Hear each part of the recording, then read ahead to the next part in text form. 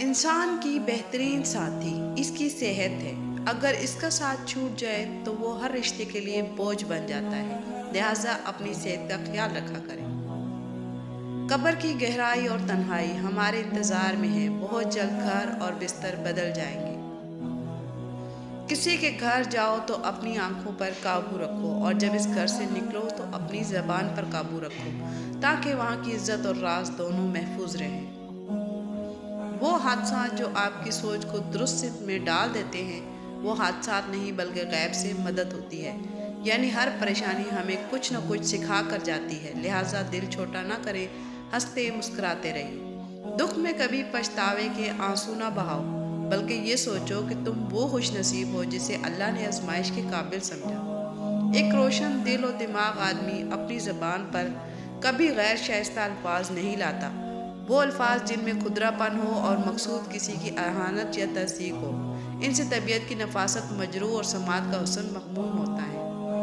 اللہ کو محبت ہے تم سے، اسی لیے وہ تمہیں آزما رہا ہے۔ تمہارے نصیب میں معجزے ہیں، تبھی وہ تڑپ بڑھا کر تمہیں خود کے قریب کر رہا ہے۔ ہر اذیت کی ایک معینہ مدت ہوتی ہے، جس کے گزر جانے کے بعد نہ تو درد کی شدت پہلے جیسی رہتی اور نہ اسے سہنے والا انسان پہلے جیسا رہتا ہے۔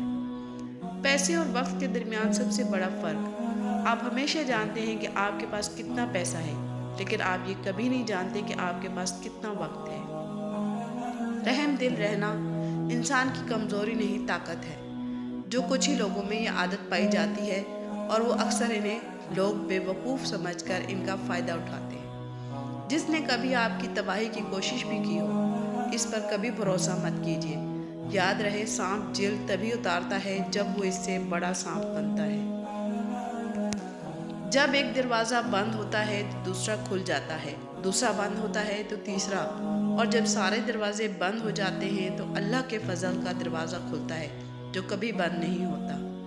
وقت، موسم اور لوگ، سب کی ایک سی فطرت ہوتی ہے، کب کون کہاں بدل جائے پتہ ہی نہیں چلتا۔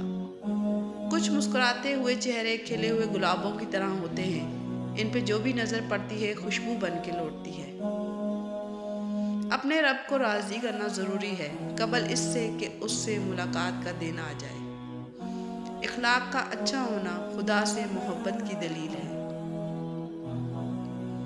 ہمیشہ ہنس کے زندگی گزارو، کیا پتہ کوئی آپ کے مسکراتے چہرے کو دیکھ کر زندگی گزار رہا ہو۔ دو چیزیں بڑی اہم ہیں، اللہ کا ڈر اور اللہ کا در۔ جس شخص کو یہ دو نعمتیں نصیب ہو گئیں، سمجھو وہ کامیاب ہو گیا۔ چیزوں کی قیمت ملنے سے پہلے ہوتی ہے اور انسانوں کی قیمت کھونے کے بعد۔ کچھ لوگوں کی فطرت ہمیشہ پرندوں کی طرح ہوتی ہے، جہاں دانا وہاں ٹھکانا۔ ایسے لوگوں اور رشتوں سے ہمیشہ محتاط رہیں۔